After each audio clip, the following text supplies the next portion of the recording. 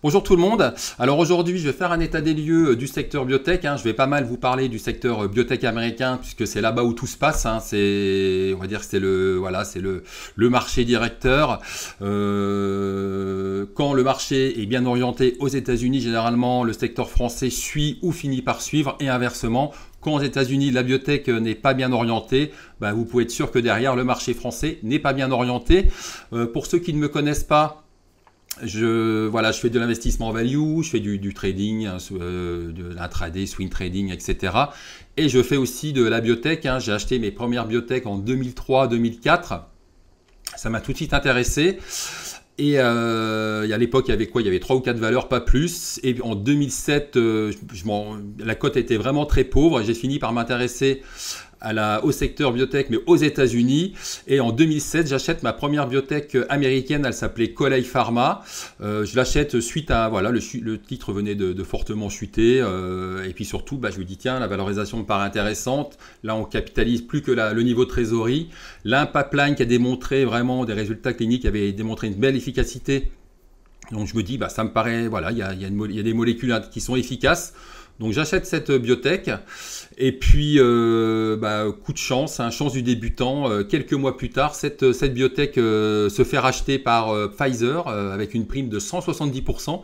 Donc sur mon premier achat américain, du premier achat d'une biotech américaine, je fais quasiment x3. Alors voilà, c'est ma première belle histoire. Alors bien évidemment, après, il y a eu pas mal de déceptions. C'est un secteur qui est exigeant, qui est difficile. Où il y a beaucoup de pièges qui sont tendus. Alors après, avec l'expérience, on arrive à déjouer beaucoup de ces pièges. Et c'est pour ça aussi que vu que c'est un secteur où on a plus de chances d'avoir de déceptions que dans d'autres secteurs. Et c'est pour ça souvent ce que je préconise, c'est d'allouer une toute petite partie de son capital dans ce secteur, pas plus de 5-10%. C'est largement suffisant. Alors suite au Covid, le secteur biotech a vraiment explosé. Alors je vais vous montrer ça avec le XBI. Donc le XBI, c'est un indice que je suis, c'est un tracker, je crois qu'il est constitué de 135 petites biotech.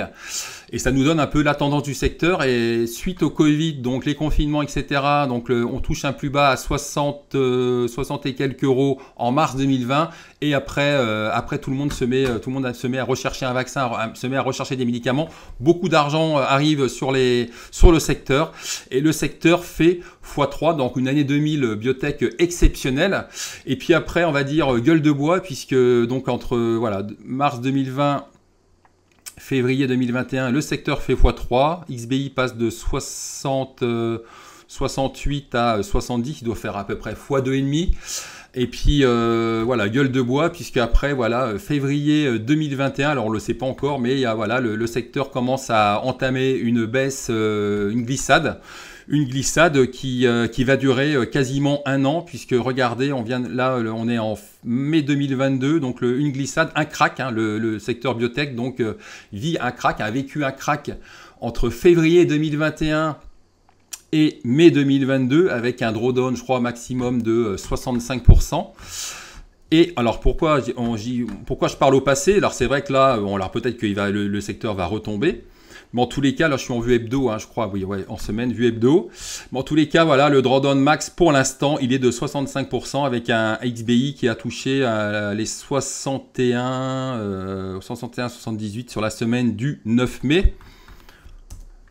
Donc un secteur, donc on voit que là drawdown max. Après on voit que ça se redresse un peu. Donc j'y reviendrai sur la config de XBI. On voit que ça se redresse un peu. On voit que là il y a une grosse oblique baissière en hebdo qui est en train d'être cassée. Donc il y a peut-être, le secteur biotech est même en train, c'est pas qu'il est peut-être, il est en train de rebondir. Alors je ne sais pas où il va aller, mais c'est vrai qu'on pourrait imaginer un petit retracement jusqu'aux 100 euros. C'est pas impossible dans les prochaines semaines, prochains mois. Je voulais vous montrer, c'est vrai que là, donc on vient de vivre un gros crack, et en plus c'est un crack qui a duré. Regardez, donc là c'est un tableau qui est pas totalement à jour, mais un crack là, je crois quand j'ai regardé, on a fait max 65% de drawdown. Donc drawdown c'est la perte maximale depuis un plus haut. On est allé jusqu'à 65% et regardez, c'est le plus gros drawdown depuis 6 ans du XBI. qu'on remonte beaucoup plus loin, qu'on remonte depuis les années 80, il faut remonter aux années 2000, où là, on n'avait pas vu un drawdown aussi important, puisqu'en les années 2000-2003, on a eu un drawdown de 73%, et avec ce qui s'est étendu sur 869 jours, hein, c'est quasiment 3 ans, donc vraiment gros drawdown. Et puis on voit que le secteur là commence un peu à rebondir. Donc gros crack dans la biotech, hein, la bulle finit par éclater, et c'est vrai que c'était un peu devenu du grand n'importe quoi. Par exemple, fin 2021, il y avait un tracker qui était constitué de biotech, ce qui se focalisait sur le génome. La valorisation de ce tracker, elle atteignait, je crois, 2,5 milliards, et quelques mois plus tard, elle était passée à 12,5 milliards. C'était du grand n'importe quoi. Donc cette bulle éclate. Alors il y a beaucoup de raisons qui peuvent expliquer que cette bulle éclate. Alors notamment, il y avait eu beaucoup d'argent qui était arrivé, qui avait afflué sur le secteur. Il y avait aussi une exagération dans les valorisations, puisqu'il y avait des biotech qui étaient en early stage, c'est-à-dire qu'elles étaient en préclinique, voire en phase 1, et puis qui s'introduisaient en bourse sur des niveaux de valorisation complètement déments. Hein. Il y avait des valorisations de plus de 1 milliard, alors que la biotech avait genre 2 molécules, dont 2 précliniques. Donc c'était devenu du grand n'importe quoi. Donc on voit par exemple là sur ce tableau 2022, on voit que la part de sociétés ayant du préclinique est beaucoup plus importante que les années précédentes. Idem pour les phases 1, voire les phases 2. Alors que quand on remonte par exemple à l'année 2018 par exemple, là on voit qu'en 2018 il y avait beaucoup moins de sociétés qui s'introduisaient en bourse avec du préclinique. Il y avait des sociétés qui s'introduisaient en bourse avec par exemple de la phase 3. Donc voilà, exagération au niveau des valorisations. Il y a eu aussi ce qui soutient le marché biotech, généralement, c'est les fusions-acquisitions. Et c'est vrai qu'en 2021, on a vraiment eu peu d'opérations. On a eu Sanofi qui a racheté Translate Bio. Donc Translate Bio, c'est une valeur à laquelle je m'intéressais, que j'ai eu en portefeuille, que je n'avais pas quand Sanofi a racheté Translate Bio. Hein. Translate Bio, c'est du vaccin à ARNM. Sanofi a racheté Canmon, Pfizer a racheté Trium Therapeutics, là j'étais dessus, bon Trium c'était une sacrée histoire, vraiment une très belle histoire, vraiment une de mes plus belles perfs dans la biotech. Merck qui rachète Acceleron, ça je ne connaissais pas, donc voilà on a eu quelques acquisitions mais pas suffisamment pour soutenir ce secteur. Donc derrière, quand on n'a pas trop d'acquisitions, c'est vrai que le secteur, c'est quand même, c'est vrai, généralement quand il y a des fusions, le secteur se porte bien. Il y a aussi cette politique de la Fed, hein, donc qui a inondé donc les marchés pendant des années, et puis qui a profité aux actifs à risque comme la biotech. Mais il ne faut quand même pas oublier, c'est vrai qu'on pourrait se dire, vu que maintenant on est dans une période de relèvement de taux, qu'on a une bonne biotech, qu'on sélectionne une bonne biotech avec de la trésorerie, cette biotech devrait surperformer. Mais c'est vrai que pendant ces dernières années, il y a eu beaucoup de biotech, beaucoup de daubes qui ont performé, puis qui ont fini aussi par décevoir, puisque derrière il y avait du vent, il n'y avait pas grand-chose. Donc c'est vrai que cette politique de relèvement de taux, je pense, à inquiéter les investisseurs. Il y a eu aussi, donc, qui continue d'ailleurs d'inquiéter les investisseurs, puisque c'est vrai que les biotech, quand il y a un relèvement de taux, c'est pas du tout favorable pour les valeurs de croissance, pour les valeurs qui perdent de l'argent ou qui doivent lever de l'argent. C'est vrai que les investisseurs, après, ils sont beaucoup moins enclins à participer à des augmentations de capital quand avant l'argent était facile et maintenant on doit payer du 3-4%. Donc c'est pas, il y aura beaucoup moins d'augmentation de capital, donc c'est beaucoup plus difficile dans un environnement de relèvement de taux de lever de l'argent. Donc ça c'est vrai que c'est inquiétant. Donc aujourd'hui, c'est pour ça que j'y reviendrai, mais il faut surtout sélectionner aujourd'hui les valeurs biotech qui ont de la trésorerie, hein, parce que celles qui n'ont pas de trésorerie vont avoir du mal à lever de l'argent, et celles qui sont endettées, je n'en parle même pas. Donc il y a cette raison qui fait que on rentre dans une politique de relèvement de taux. Il y a aussi une volonté politique qui a été affichée à plusieurs reprises par les démocrates, notamment par Hillary Clinton et aussi par Biden. Donc tout ça a toujours fait un peu peur au marché. Et c'est vrai qu'en 2015, il y a eu ce fameux tweet de Hillary Clinton qui avait fait un peu chavirer les marchés. Le Nasdaq Biotech avait plongé de 4,57%. C'était le fameux tweet de 2015 donc, qui avait mis le secteur biotech sous pression pendant plusieurs jours. Donc c'est vrai que le fait que Biden soit élu, ça n'a pas été bien perçu par la biotech. Hein. C'est vrai que Trump aussi a attaqué un petit peu la biotech, mais sans vraiment prendre de mesures. Il y a eu aussi des discussions qui ont vraiment fait peur, hein, c'est en 2021, qui ont des discussions qui ont fait peur au secteur. C'est des discussions autour de la renonciation à la propriété intellectuelle, hein, on en parlait justement par rapport au vaccin Covid, hein, c'est ça qui a fait peur, parce que c'est vrai que si on supprime la propriété intellectuelle dans la biotech, derrière, qu'est-ce qui va se passer? Aucune biotech va vouloir faire des recherches, hein, si c'est pour que son brevet passe dans le public. Donc tout ça, ça a fait peur, là, même après, si rien ne s'est passé. Ces discussions, le fait même qu'on en parle, ça a beaucoup fait peur au secteur, et je pense que ça a même marqué le secteur pour plusieurs années. Et puis aussi, il ne faut pas oublier qu'effectivement, là on a une bulle qui a éclaté, mais ce secteur a toujours été très volatile.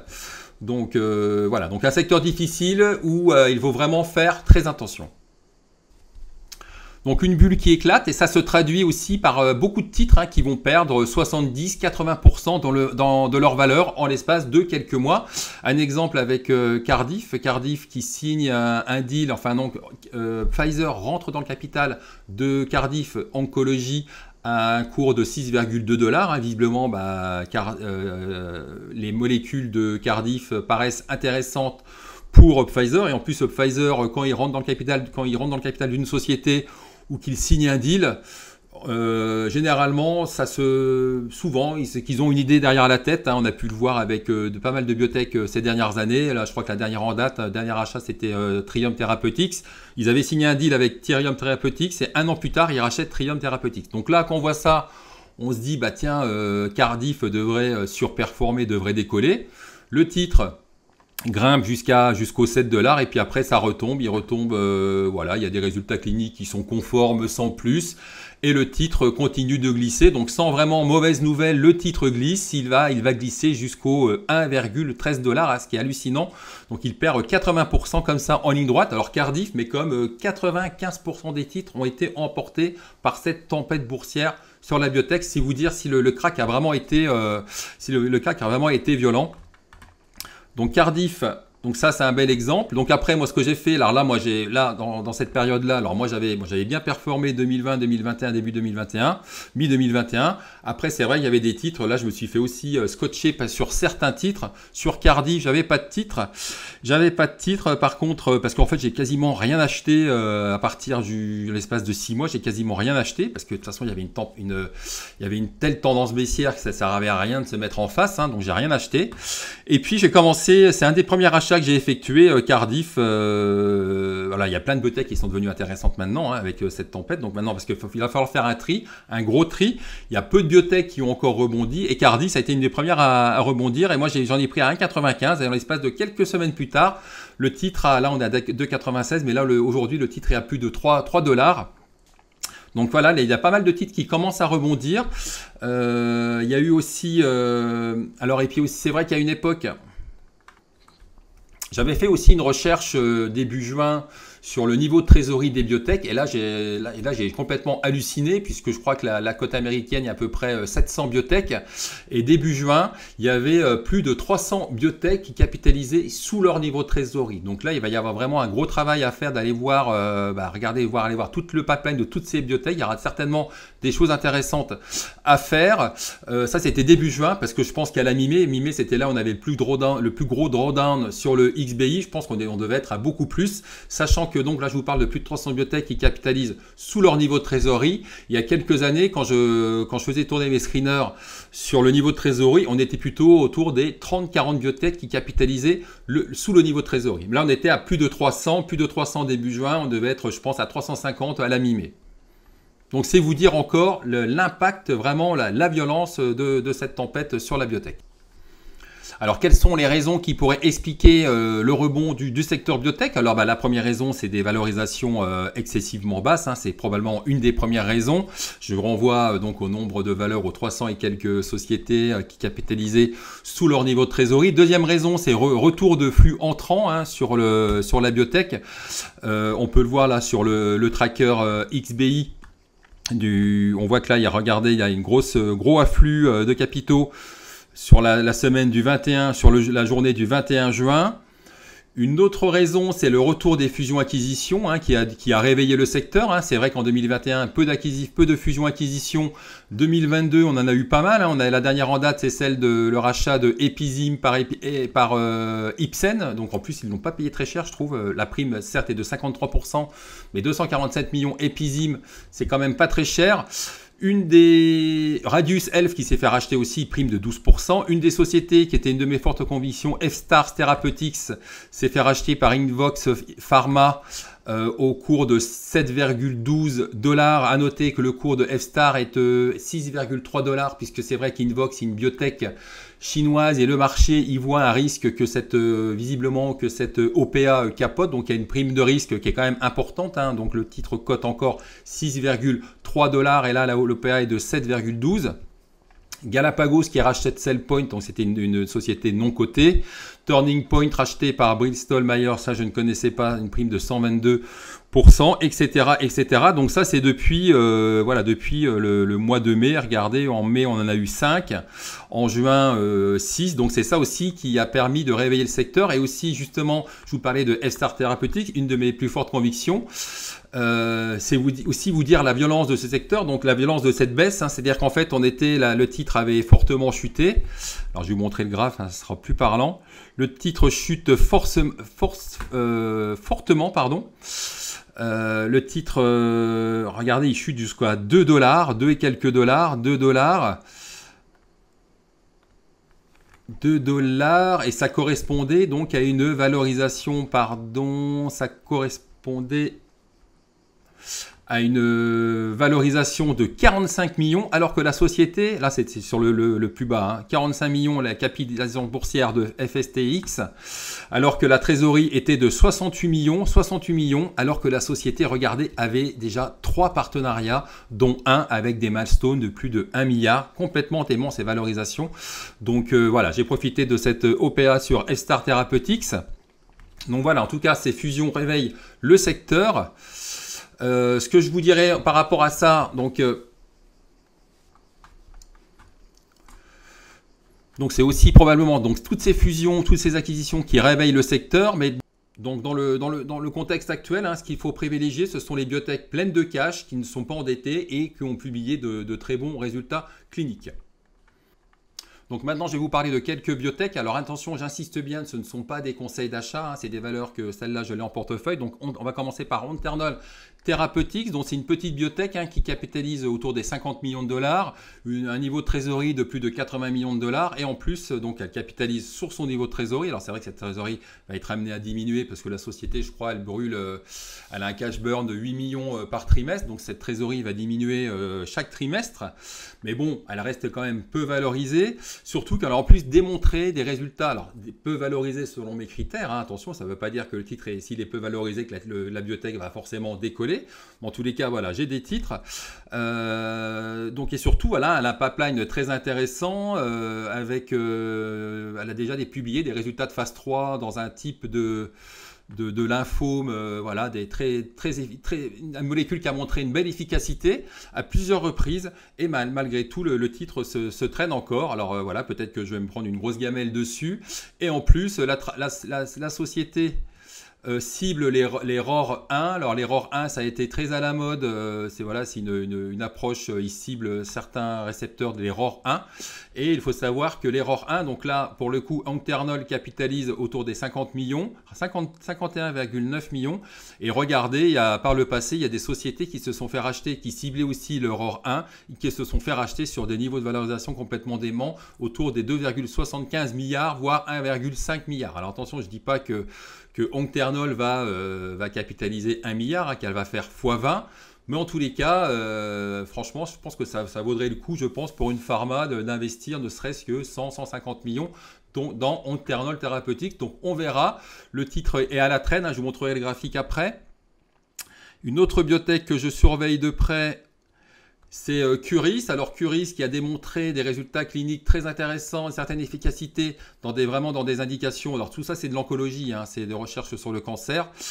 Curis donc avait démontré vraiment dans des cancers très difficiles à soigner une belle efficacité, enfin une efficacité qui était quand même pas mal. Mais le titre a chuté puisque la molécule, c'est vrai qu'il y a quand même, il y a des adverse events, il y a des des effets secondaires importants. Donc l'étude a été suspendue et ça entraînait donc une forte baisse du titre. Donc voilà, c'est pas dénué de risque, Curis, mais là aussi c'est très peu valorisé.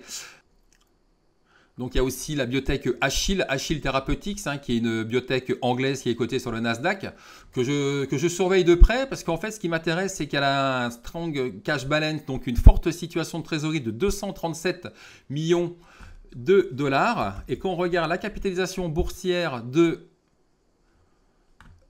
Achille, on est sur du 111 millions, donc c'est vraiment peu valorisé. Alors voilà, c'est un titre que je suis plutôt dans une optique spéculative à trader. Et quand je fais le tour donc des graphiques, donc voilà les biotech que je suis. Alors il y en a plein d'autres que je suis, je ne vais pas tout vous dévoiler. Oncternol, je l'ai en portefeuille, mais ça ne veut pas dire, c'est pas parce que je l'ai en portefeuille que le titre va fortement décoller. J'ai fait des beaux trucs dessus en 2021. Après, donc j'avais vendu, je vais vous montrer le graphique, donc regardez le parcours de Oncternol Therapeutics. Donc là j'ai tout fait, là j'ai fait cette belle, j'ai fait ce beau mouvement dessus. Et puis après j'ai pas mal allégé là. Puis après j'ai commencé un petit peu à renforcer. Donc là je suis en moins-value. J'ai renforcé récemment. Alors voilà, je vous dis le titre ne veut pas décoller. Alors peut-être que dessus je vais me prendre une raclée, on verra, mais en tous les cas, le titre au moins m'apparaît peu valorisé. Donc justement, c'est un des titres à suivre. Là, au niveau technique, là, il n'y a pas grand-chose qui se passe. On est toujours on est toujours en tendance baissière, bien évidemment. Là, il faut plutôt casser cette oblique. Mais voilà, c'est une des biotech que j'ai en portefeuille. Il y a aussi donc Curis que je n'ai pas en portefeuille, mais que je surveille de près. Pourquoi? Parce que regardez le titre là, annonce de la... Enfin, il y a eu deux suspensions d'études, je crois.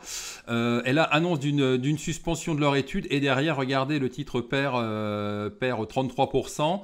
Et là, ce qui m'intéresse, c'est un éventuel breakout de ce niveau des 1,15 à surveiller. Donc, plutôt pour du trading, un Curis. Voilà, je crois qu'elle capitalise aussi sur son niveau de trésor. Alors par contre là c'est quand même beaucoup plus spéculatif, c'est vraiment pour du trading. Achille, donc je vous en parlais tout à l'heure, là aussi la config elle est très intéressante et aussi le graphique, la situation financière est particulièrement forte. Donc voilà, dans un trade spéculatif, lors d'un trade spéculatif, pourquoi pas. Alors j'en ai fini avec cet état des lieux du secteur biotech. Alors c'est vrai que j'ai beaucoup parlé du secteur biotech américain. Alors entre nous, sur Euronext, on doit avoir à peu près une soixantaine de biotech cotées. Il y en a pas mal à jeter, des sociétés qui n'ont jamais rien publié de concluant. Moi, je comptabilise à peu près une petite dizaine de biotech intéressantes sur Euronext. Donc voilà, on a un secteur qui est en train de rebondir, qui est sorti de sa tendance long terme aux États-Unis après une baisse en continu depuis 15 mois. Donc là, on a un rebond à court terme qui est soutenu par des vagues d'acquisition. On a eu 5-6 acquisitions rien que sur... il y a même une dizaine d'acquisitions sur les derniers 15 jours, les 3 dernières semaines. Je pense que ça devrait continuer, ces vagues de rachat, et ça devrait permettre justement de continuer à soutenir la tendance sur ce secteur biotech qu'il va falloir suivre de près. En France, le secteur biotech, il est encore en train de dormir. Il est en train de dormir, donc il va falloir aussi le suivre de près, donc parce que je pense qu'il devrait aussi profiter de ce regain de forme constaté sur le secteur biotech aux États-Unis. Donc si cette vidéo vous a intéressé, je vous invite à liker donc cette vidéo ou à vous abonner et aussi à vous abonner sur la chaîne. Je vous dis à bientôt.